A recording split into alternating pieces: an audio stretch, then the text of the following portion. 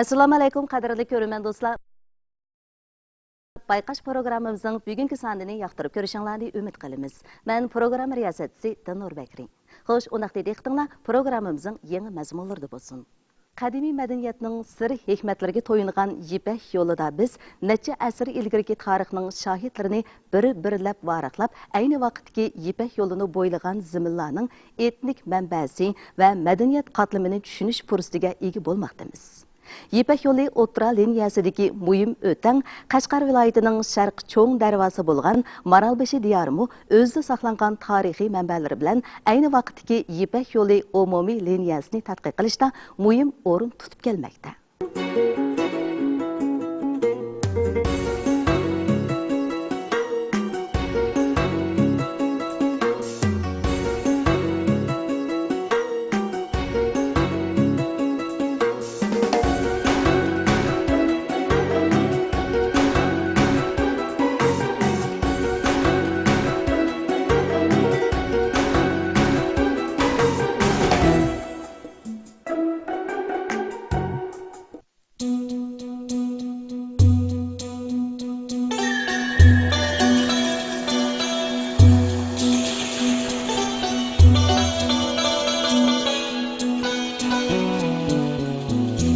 Maralbeshi noyisi qadimiy Ipak yo'lining o'rta liniyasiga joylashgan bo'lib, Janubiy Shinjongning muhim qatnash tuguni, Qashqar viloyatining sharqi cho'ng darvozasi, G'arbiy yurtning xaritalik tashkiloti, G'arbiy chegara haqida qisqacha ma'lumot qatorliq kitoblarda Maralbeshi Barchuq degan nom bilan atilib, uning yerlari munbat, suv va o't cho'plari mo'l deb xotirlangan. Maralbeshi Xan sulolasi davrida Safarboy bayligiga, 3 podshohlik, Shimoliy Vey sulolasi davrida Ko'sanga, Suy sulolasi davrida Suli, ya'ni Qashqarga tava bo'lgan. Bu yurt ayni vaqtda Oqsuv bilan Yakan va Qashqar o'rtasidagi harbiy ishlar va muhim qatnash tuguni bo'lgan.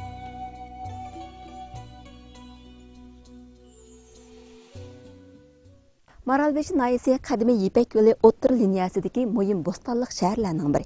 Barchoq nom bilan atalgan bu yurt G'arbiy diyordagi Ko'kturk xonligi davri, Uyg'ur xonligi davri va Qarxonlar davrida bo'lsin yoki elimizning G'arbiy Xan sulolasi davridagi Yuan, Ming, Ching sulollar davrlarida bo'lsin muhim madaniyat markazlarining biri bo'lib kelgan. Tarixiy manbalarda xotirlanishicha, Barchoq 3000 yillik tarixga ega. Bu yerda kishini o'ziga jalb qiladigan nurg'ulg'an madaniyat iznalari yili hammo g'arb yurt tarixini tadqiq qilishda zo'r qimmatga ega. Ana shu madaniyat iznalaridan biri sizlarning ko'rib turayotgan mana bu To'qqizsaroy qadimiy xarobaligimi nihoyat muhim o'rinda turadi.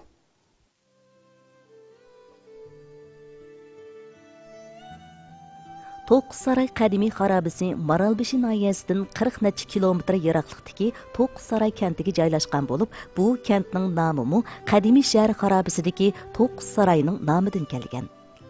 Qadimiy Ipak yo'lining Shinjang tavasidagi yo'l liniyalarini tekshirish natijasida To'qqizsaroy qadimiy shahar xarobasi va uning atrofidagi butxona izlari ana shu liniyada bir qadar ro'shan saqlanib qolgan. Buningdan yil davri uzoq, mo'l madaniyat qatlamiga ega buddizm madaniyatiga mansub shahar va xarobaliklarning iznasi ekanligi ma'lum bo'lgan. To'qqizsaroy qadimiy shahrining yil tarixiy to'g'riliq o'xshamagan qarashlar bor. Ba'zilar bu shaharni Tang sulolasi davrida qurilgan deb qarab, uni Tangwangqing deb atagan. Ammo bu xil qarashning hozirga qadar qoyil qilarlik asosi yo'q. Yerlik peshqadam kishilar qadimda Maralbeshining asli o'rni To'qqizsaroy qadimiy shahar atrofida bo'lib, bu yerdagi shaharlarning ichida turadigan 9 muhim arbobning qasrlarining nomi bilan To'qqizsaroy deb atilib kelgan deb rivoyat qiladi. To'qqizsaroy zaten nimaga asosan To'qqizsaroy deb atilib qolgan? Endi To'qqizsaroy deb atilib qolishining asosiy sababi bizning qadimgi ajdodlarimiz bundan necha ming yillar ilgari 9 o'rinda qazilgan qasira saroy ibodatxonaning nomi. Masalan, birisi Sakyamuni sarayı, ikkinchisi Avalovskisa Butsatvaning sarayı, üçüncüsü Taliblar sarayı, dördüncüsü Budda ajdodlari sarayı, Beşincisi Nom Ögünüz Sarayı. Yani birisi Taliplar Sarayı, Taliplar Ögünüz Sarayı. Katarlık muş 9 orunda kazılgan sarayınki yığındысы 9 boğalık için bizning ajdodlarimiz 9 saray deb atadı. 9 sarayını bizningki shu markazdan Altın rayonga kelgan Tağman uchun deydi. Bu tarix uygun emas. Tang solalisi miladi 6. asr 8. asrgacha davr so'ygan solala tursa, bu yerning 3000 yillik tarixi tursa, Tağman uchun degan bu atalg'i amaliyotga mavjud emas. To'qqizsaroy xarobasining atrofidagi boshqa xarobalar va ularga munosabatlik qisman yozma xotiralarga asoslanib, To'qqizsaroy qadimiy shahrining Sharq Xan sulolasining dastlabki mezgillarida shakllangan kichik bagliklardan Safarboy bagligining janubidagi Ko'san bagligidan Suli, ya'ni Qashqar bagligiga boradigan shimoliy yo'lning o'ttirisidagi muhim o'tang barchiq bo'lishi mumkin degan yakunni chiqarishga bo'ladi. Keyingi Xannoma G'arbiy yurt tazkirasi degan kitobdimi To'qqizsaroy qadimiy shahri Tang sulolasi davrida emas, balki milodiya 1-asrning boshlarida gullangan Avod shahri bo'lgan deb qiyos qilingan. Undan sonra shu To'qqizsaroy dastlabki vaqtlardan boshlab To'qqizsaroy degan nom bilan mitiya, uning ilgirisi boshqa nomlar bormidi? Bu qadim To'qqizsaroy deb atalmaydi. Shu o'rin emasdi.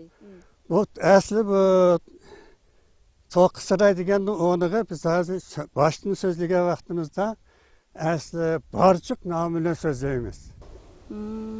Keyingi mezgillarda mushahada selingan saroylarning nomi bilan To'qqizsaroy deb atalib qolgan. Buni keyingi ajdodlarimiz 9 o'rinda qazilgan saroy bo'lganligi uchun 9 o'rinlik sanayni sanab, bu o'rinda mushunda buttaq ibodatxonalar uchun 9 bor ekan degandan keyin To'qqizsaroy degan atalg'i mavjudlab chiqdi. Undan sonra bu yerning tarixini qaysi davrga surishga bo'ldi? Arxeologik tekshirish natijasini qaragan vaqtida mush o'rinlarda asosan bir qancha xil yoziqlar, ba'zi ko'rgazma saqlanayotdi. Qadimgi Uyg'urlarning Uyg'ur yoziqi, Hanzu yoziqi, To'g'ri yoziqi, Sanskrit yoziqi, mush qatorliq yoziqlar mush To'qqizsaroy zaminidan topilgan. Endi biz musha topilgan materiallarga asosan biz buni To'qqizsaroy 3000 yillik tarixga deb mana shunda bekitdim. To'qqizsaroy qadimiy shahri taqqa yo'lab selingan sal uzunchoq chasi shaklda va ichkiri tashqari 3 qat bo'lib, ig'ir darajada vayron bo'lgan. Ko'p o'rindan qurilishlarning qoldiq uluba. Rivoyat qilinishicha, bu shaharni barpo qilish uchun shahar xalqi 10 necha kilometr yiroqlikdagi Sig'izliq degan joydan Seriq Sig'iz layni ep kelib, shuning bilan shaharni barpo qilgan deyilgan. Amaliyotda bu shahar tik tog' cho'qqisiga barpo qilingan bo'lib, bu shaharning atrofida Seriq Sig'iz to'pa yo'q deyarlik ekan. Ipek yo'liga joylashgan qadimiy shahar To'qqizsaroyning umumiy egilgan ko'lami necha kvadrat kilometr bo'lib, siz ikki tog' qaptildan yiroqqa nazar solgan vaqtingizda qadimiy ibodatxonalar, uy imoratlar va qal'alarni shunaqla sirliq Ipek yo'lining iznasini ko'ra olasiz. Bu qadimiy shahar xarobaligi sepil bilan o'ralgan bo'lib, ichki shahar, tashqi shahar va kichik shahardan iborat 3 qismdan tarkib topgan. Yil hamma siz bu qadimiy shahar xarobaligining ustidan nazar solgan vaqtingizda bu xarobalikning ko'p qismi vayron bo'lgan bo'lsa-mu, lekin nihoyat oz qismining aniq iznasining saqlanganligini ko'rib olasiz. Mana bu oldimiz to'g'ini shaharning birinchi sepili. Bu shaharning birinchi sepilimi yil ham nihoyat hayvatli qad ko'tarib turibdi. Bu shaharning birinchi sepilidan taxminan 10 necha metr jiroqlikdagi ovi ko'rinib turgan seriq to'piq egizlik bo'lsa, shaharning ikkinchi sepili. Shaharning 3-sepili butunlay buzilib, vayron bo'lgan bo'lib, faqat iznasi qolmagan. Biz mushu shahar sepili qarab, ayni davrdagi binokorlik san'atni, shunaqla gullangan shahar madaniyatini faraz qilmoqimiz ancha tas emas. Bu qadimiy xaroba shahar xarobasi, butxona xarobasi, uy xarobalari, otashtur, qadimiy qabri qatorliq bo'laklarni o'z ichiga oladi. Ishki shahar tomlari taq qaptilini bo'ylab yasalgan bo'lib, uzunligi 756 metr.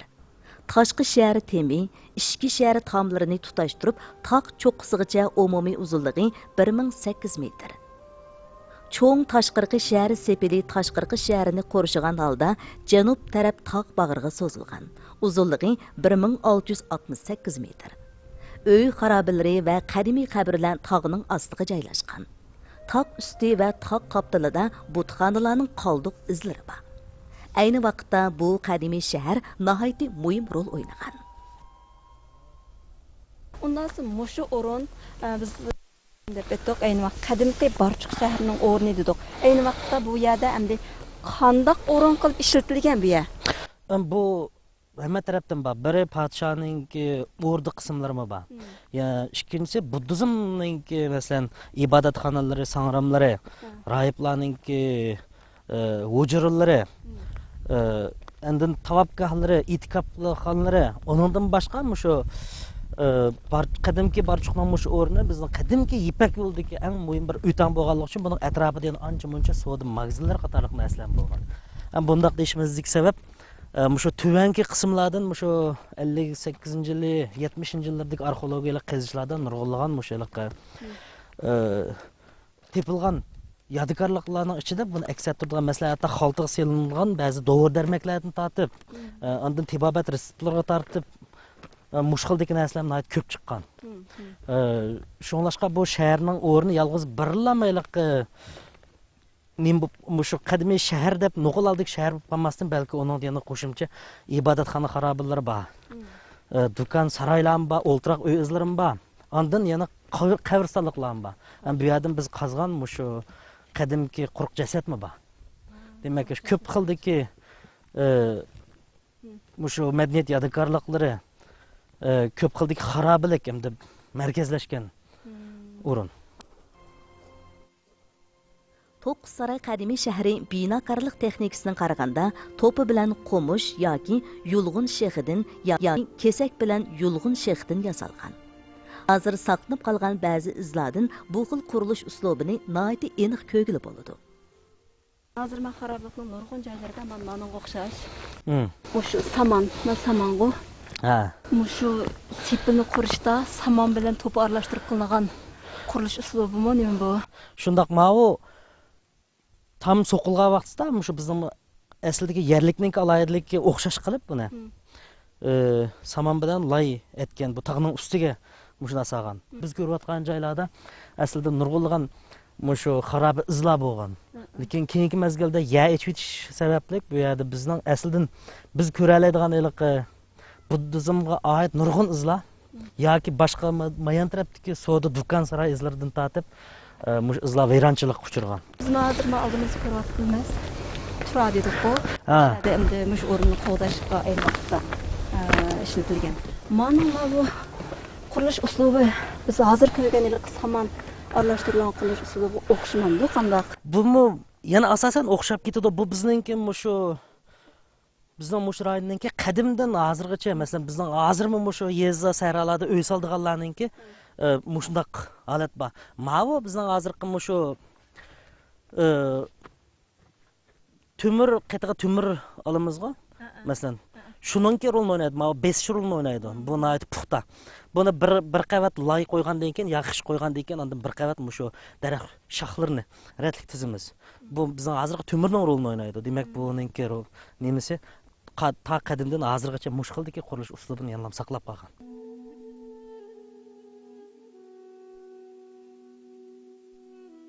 Necha asrni 5dan kechirgan To'qsaray xarobaligi 2013-yili davlatning madaniyat va tabiiyligi qo'g'diladigan aslihalar qurilish turiga kirgizildi. Navbatda To'qsaray qadimiy shahri xarobalikni qo'g'dash qurilish turining umumiy plani bekitilgan bo'lib, davlat va nahiya moliyasidan 10 million yuandan ortiq mablag' chiqarib, xarobalikning asli holatini saqlab qolgan asosda qurilish qilish planlangan.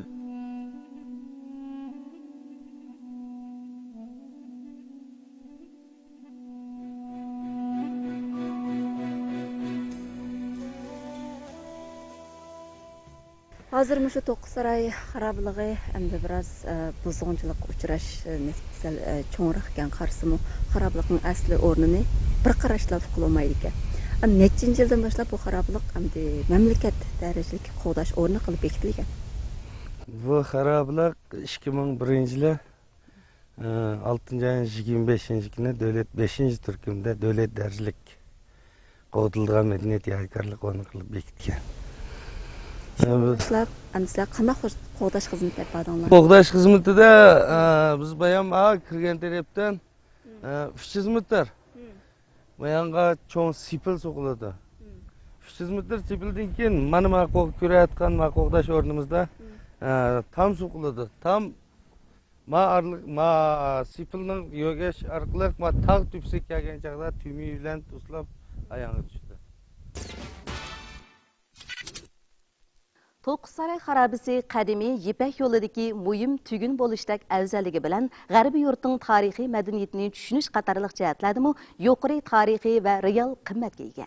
Bu joydan qazib olingan buddizmga oid madaniyat yodikorliklari ayni davrdagi Budda dinining tarqalishi va taraqqiy qilishini tadqiq qilishdimi muhim asos bo'lib kelmoqda. Chet el muzeyxonalarida saqlanayotgan madaniyat yodikorliklarining 1/4 qismi dal To'qqizsaroy xarobasidan qazib olingan madaniyat yodikorliklari. To'qqizsaroy xarobasida yana qanday sirlar bor? Bu yerga davridosh yana qanday iznalar bor? Sirliq hikmat va izlarga to'yingan bayqash programmamizning keyingi sonida bu haqda davomli to'xtalamiz. Qadrli ko'rman do'stlar, bayqash programmamizning bugungi soni mashada oxirlashdi. Ko'ngil qo'yib ko'rganingizga rahmat. Kelar sonda ko'rishaylik. Xayr xo'sh.